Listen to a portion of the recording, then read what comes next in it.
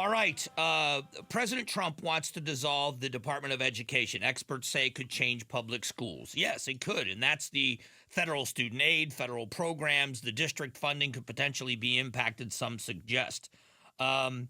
So this is where I would say to you, here's instead of us getting into the inflammatory conversation because it's Donald Trump that says it. Here's one. You either love it, you hate it.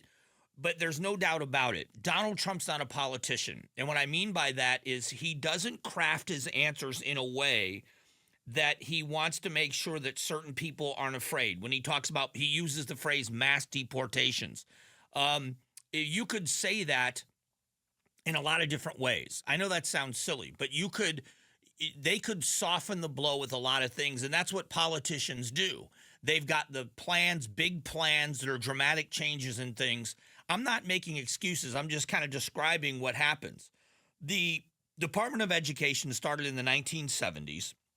The Department of Education was supposed to improve standards for education nationally. And it was supposed to be a tool that was going to help every state in America educate their children better. Does anybody think it's been successful? Because I do not. Education, as hypocritical as I am on the topic, and it does make me a big hypocrite. I was the worst high school student that I knew. Smart kid, had a great basic education, can read very well, math. I was good at school. I wanted nothing to do with high school, and I made it known. I goofed off. I did nothing. I just went to work. I was a mother's nightmare. I was a teacher's nightmare. I wasn't a criminal. I just didn't care. I was a goofball. And I wasted those 4 years of my life is what I did. And fortunately for me, I got my life on track later on.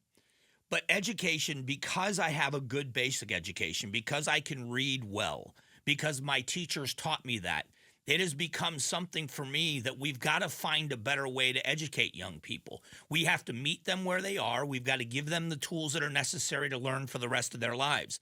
And does anybody think that basic education in America is better now than it was in the 1970s? The answer is no, it is not. So if the Department of Education is ineffective, at the very least, it needs to be overhauled. At the very least. We talked last week about in South Phoenix, there's a school district that's going to be closing 5 elementary schools. The Cave Creek Unified School District is possibly going to close 2 more schools. The possibility of closing schools is one of the most difficult decisions a school district can face. This is the Superintendent Bill Dolezal said during a governing board meeting, but the district is grappling with financial constraints, changing enrollment patterns, increased attacks on public education. It's not a tax on public education. It's quite the opposite.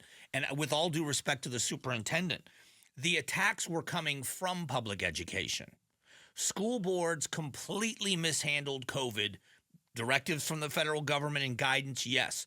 But they mishandled COVID when they dealt with parents. In the end, the parents are your customers. I want you to think of a situation where the government was putting pressure on businesses like restaurants and others. If restaurants had treated their customers during the COVID protocol times the way some, not all, the way some school districts, the way school boards treated their parents, those restaurants would be closed right now because nobody would go back. You wouldn't forget. The worst part about this is you're dealing not just with people, with people's children. That's the problem. So parents are looking and are finding, and there are different options. And that's what public education struggling with. They never had to deal with options.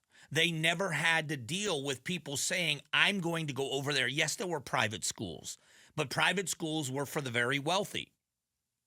Now there's charter schools, home schools, micro schools, you name it. There are educational options for families, and they're not going to tolerate being mistreated, ignored, or just told to sit down and shut up by school boards. They're not going to do it.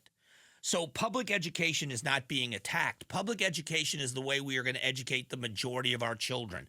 I want it to be excellent. I don't want a battle with public education. But public education has to realize it has to change. It has to do a better job of educating children. You got to stop complaining, and you got to start showing results. because people will leave now that there are other options. Funding has got to be there. We've got to pay teachers more money. We absolutely have to pay teachers more money. But teachers also have to show that they're able to do their job. It makes perfect sense. Thanks for watching the Mike Broomhead Show. Catch up on Amazing Arizonans, a KTAR News podcast, and click the button in the middle to subscribe.